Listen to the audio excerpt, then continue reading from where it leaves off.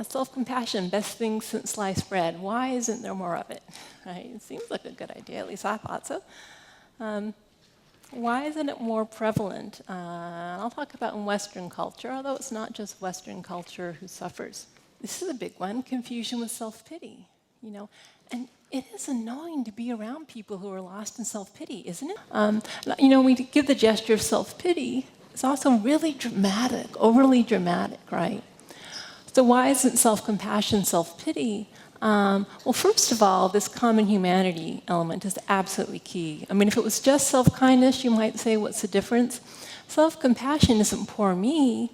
Self-compassion is, it's hard for all of us. The human experience is hard for me, for you. This is the way life is. It's not egocentric, quite the opposite. It's a much more connected way of relating to yourself. And also, this is why the mindfulness is so important.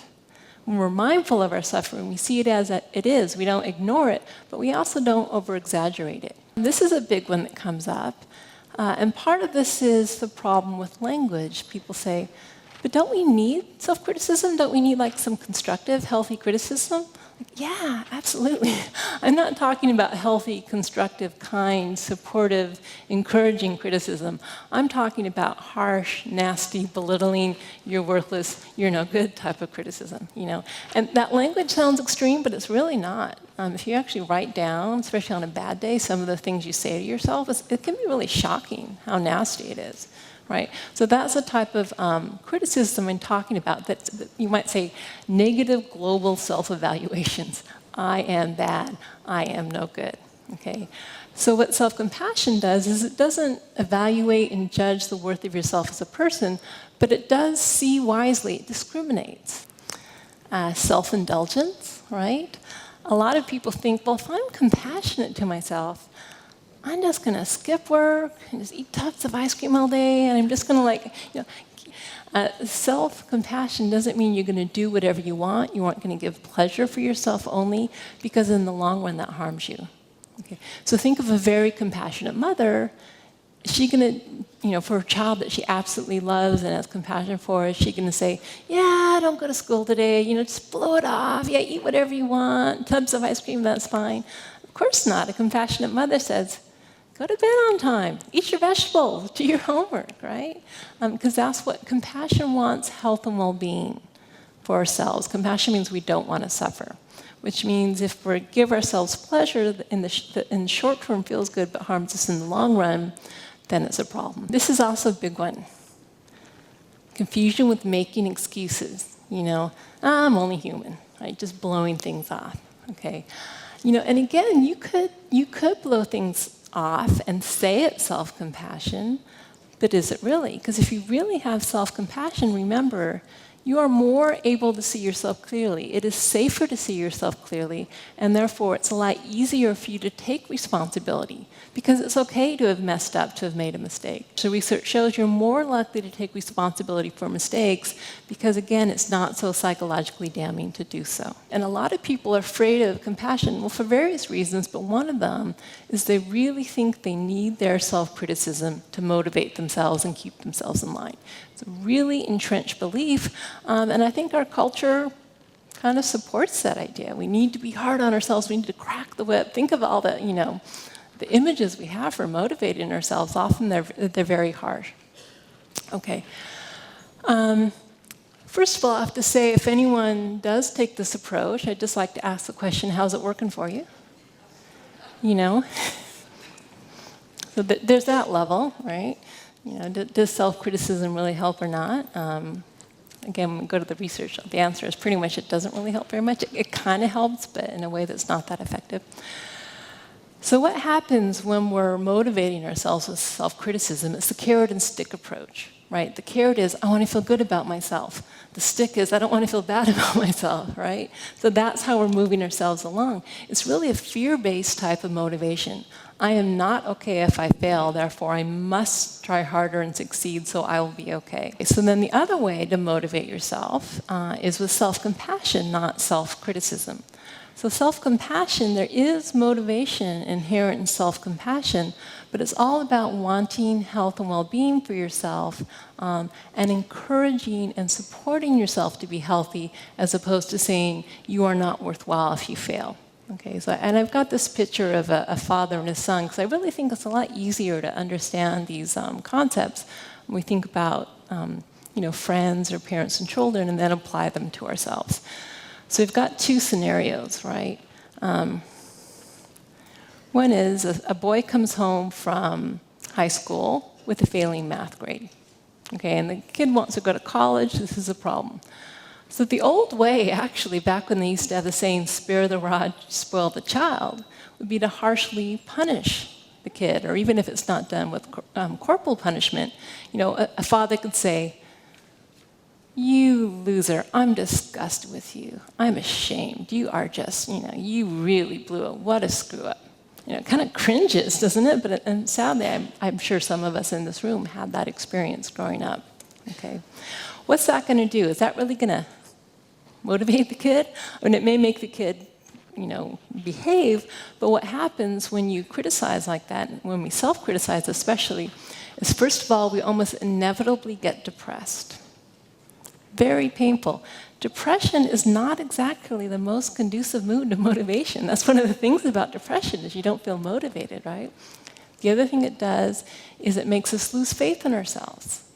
If we all the time tell ourselves, I'm no good, I'm not worthy, I can't do it, we don't feel confident to take on new tasks. And actually, the research shows that self-confidence, or perceived confidence, is one of the most important factors in motivation that makes people keep trying. And then the third thing that happens when you constantly criticize yourself is you become afraid of failure. I'm not even going to try because the consequences, if I fail, are too devastating. Better just not even to go there. Okay. But imagine this scenario instead, which hopefully happens much more often. The son comes home with a failing math grade, and the father says, "Whoa, you must be really disappointed. Hey, listen, it's okay. It happens to everyone. People do fail. I still love you. You aren't bad for failing. I accept you anyway. But it is a problem. I know you want to go to college. You got to get your math grades up so you can get into a place like UC Berkeley, right? So what can I do to help you? How can I support you? Do I need to help you with your homework? Do we need to get in a tutor? Let's figure out what's going on. But I believe in you, and I know you can do it, and I'm here to nurture and support you along the way." That's actually be much more effective in the long run for having that child learn the skills he needs to learn to go on. And yet we don't really do that with ourselves very much. For some reason, we believe that the harsh self-flagellation approach is more effective than being kind, supportive, encouraging, nurturing. Okay. So not only would I argue, but we'll talk about in a moment, there's research to show that that's really not the case. Self-compassion is a very effective motivator. There's another thing I'd like to talk about with this idea of motivating ourselves with self-criticism that I think is worth paying attention to. One of the reasons we're so attached to our self-criticism, even though it's painful, is because it gives us the illusion of control. You shouldn't have failed. Oh, that means theoretically it's possible that I would never fail. It's just because I did something wrong. You shouldn't have made a mistake. You shouldn't have been this. You shouldn't have been that. We love the illusion that it's theoretically possible to be perfect, to never have things go wrong, to do everything we want to do. Just a show of hands, how many of you, if you could snap your fingers and get rid of your absolute worst trait that you don't like about yourself, would do it? Why wouldn't you? If we had so much control, why are we still doing it? Because we don't have that much control. We have a little wiggle room, but not much. Our genes, our early history, our culture, our stress level. There's so many reasons why it's hard to be exactly who we want to be, right? But somehow when we criticize ourselves, we feel that, well, maybe if I just tried that little bit harder, I could be perfect. And that's not reality. Okay, so self-compassion takes a different approach. First of all, self-compassion is about self-acceptance. I fully accept myself as I am, flaws and all. I have compassion, kindness, love, even though I'm not perfect, even though I don't fail. And self-compassion is not about self-improvement or evaluating yourself. Am I good enough or not? Trying to do more and more and more so I can see myself positively. It really is about accepting who you are as you are. Okay, well, does that contradict what I just said about motivation? Doesn't self-acceptance mean being passive, being complacent? Doesn't acceptance just mean acceptance? Well, yeah, it does, right? So if you accept things as they are, then how does that help motivate, make a change, right? And Carl Rogers talked about this very beautifully. The curious paradox, and it is a paradox, is that when I accept myself as I am, then I can change, right?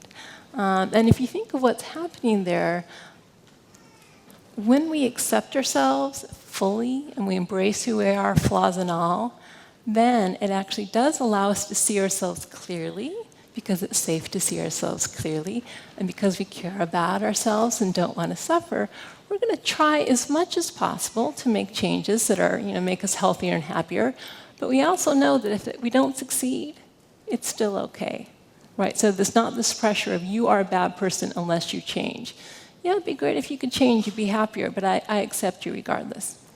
Right? And so sometimes I think of the way self-compassion is useful for motivating is it plants seeds. It plants seeds of, I'd really like not to suffer so much. I'd really like to be happier. I'd really like to be more fulfilled in this area. So I'm going to water those seeds with a sense of care and nurturance and kindness. But I know at the end of the day, I don't have total control whether or not that tree is going to grow. But I'm going to do what I can.